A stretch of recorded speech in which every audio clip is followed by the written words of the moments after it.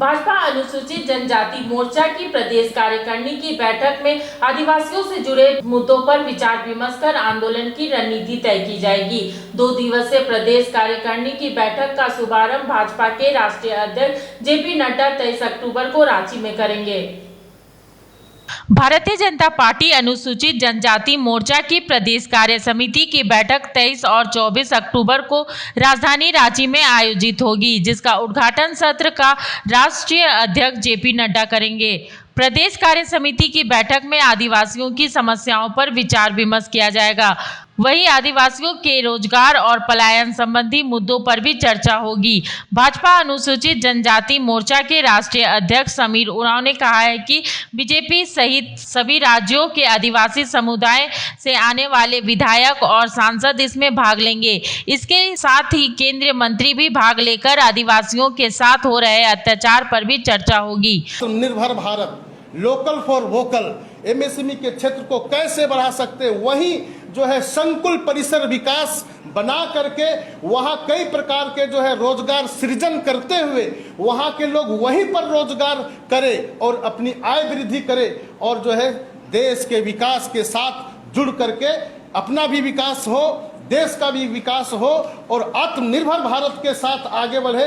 इस भाव के साथ में यह आगे बढ़ने की बात है। इस बात को सारे चीज़ों को हम विभिन्न सत्रों में हम जो है ये चर्चा करने वाले हैं और देश भर के जनजातियों के बीच में ऐसे सारे जो प्रावधान है उसको वहाँ पर उपलब्ध कराते हुए, प्रबंध कराते हुए हम आगे बढ़ेंगे, जिससे कि देश का जो जनजाति समुदाय है आज समाज के मुख्य धारा में जुड़ करके आगे बढ़ेंगे। जिस प्रकार से हम जनजाति लोग प्रकृति पूजक कहते हैं, प्रकृति पूजक करने का मतलब जो है जल जंगल जमीन हमारा है बोलता है, उससे भी लोग जो है जो अतिक्रमण करते हुए जो है अपदस्थ करा दे रहा है, कहीं भ्रमित कर दे रहा है और जो है अपने धर्म, संस्कृति, परंपरा, आस्था, विश्वास से भी दूर चला जा रहा है। और हम गर्व से आज कहते हैं कि हम प्रकृति पूजक है, तो प्रकृति पूजा से भी लोग दूर कर दे रहा है। इन सारे बातों पर हमारे भारतीय जनता पार्टी अनुसूचित जनजाति मोर्चा के राष्ट्रीय कार्यकारिणी में चर्चा होने वाला है। इन्हीं सारे बातों को आपके माध्यम से हम जो है देश भर में, इस प्रदेश में हम जनजाति मोर्चा जो है भारतीय जनता पार्टी जनजातियों के लिए जो काम करती है, इस काम को, इस बात को हम कार्यकारिणी के माध्यम से बताने के लिए आप सबों को यहाँ पर आमंत्रित किए थे। निश्चित रूप से आज का दिन में भारतीय जनता पार्टी ही जनजातियों के लिए, विकास के लिए काम कर रही है।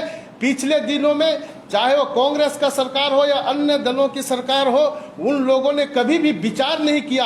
अब जो है भारतीय जनता पार्टी सर्वांगीण विकास के लिए, देश के जनजातियों को आगे बढ़ाने के लिए आगे बढ़ा है। यह देश के यशस्वी प्रधानमंत्री जी के साथ मिल करके भारतीय जनता पार्टी भी अपने विचारों को, पहले क्या है कि स्कीम होता था, स्कीम को लोग गांव में पहुंचाते थे।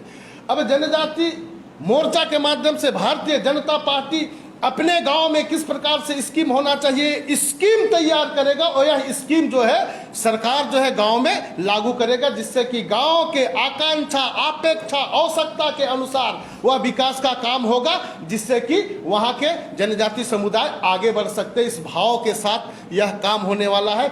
यही कार्य समिति में हम सब लोग चर्चा करने वाले हैं। केंद्र सरकार की ओर से आदिवासी समाज के लिए शुरू की गई योजनाएं आदिवासी समाज तक कैसे पहुंचे, इसको लेकर भी विस्तार से चर्चा की जाएगी। यहाँ तो पूरे देश के आदिवासी समाज आ रहे हैं, पूरे देश के आ रहे हैं, परंपरागत देश में रहेंगे। इसलिए झारखंड की संस्कृति और सभ्यता को भी हम जाहिर करेंगे और पूरे प्रदेश में इस बात का संदेश देंगे कि भारतीय जनता पार्टी के लिए ही आदिवासी समाज है और आदिवासी समाज के लिए ही भारतीय जनता पार्टी है। यही कहकर के मैं अपनी वाणी को विराम देता हूँ। मैं आग्रह और निवेदन करना चाहता हूँ, उनके बाद इनका प्रेस कॉन्फ्रेंस है, गठ से बैठक करके आप सब लोग कार्यक्रम को सफल बताएं। बहुत बहुत मेरी ओर से शुभकामनाएं। बहुत बहुत धन्यवाद। समीर उरांव ने कहा है कि आदिवासी समाज को राज्य की हेमंत सोरेन सरकार ठग रही है और विकास का काम पूरी तरह से ठप पड़ा हुआ है। ऐसे में आदिवासी समाज को लेकर किस तरह से आने वाले दिनों में आंदोलन की रणनीति बनाई जाएगी, इस पर भी विचार विमर्श किया जाएगा। प्रदेश कार्य समिति की इस बैठक में राजनीतिक प्रस्ताव के साथ ही आर्थिक प्रस्ताव भी प्रस्तुत किए जाएंगे। मुखर संवाद के लिए रांची से शिल्पी यादव की रिपोर्ट। जब टूटती है आस, जब थकती है सांस, जब रूठते हैं अपने, मुंह मोड़ता है जमाना, जब अंगड़ाई लेता है संकल्प, फिर बनती है कहानी, बनते हैं अनमिट निशान। देखिए मेरे साथ संघर्ष की दास्तान।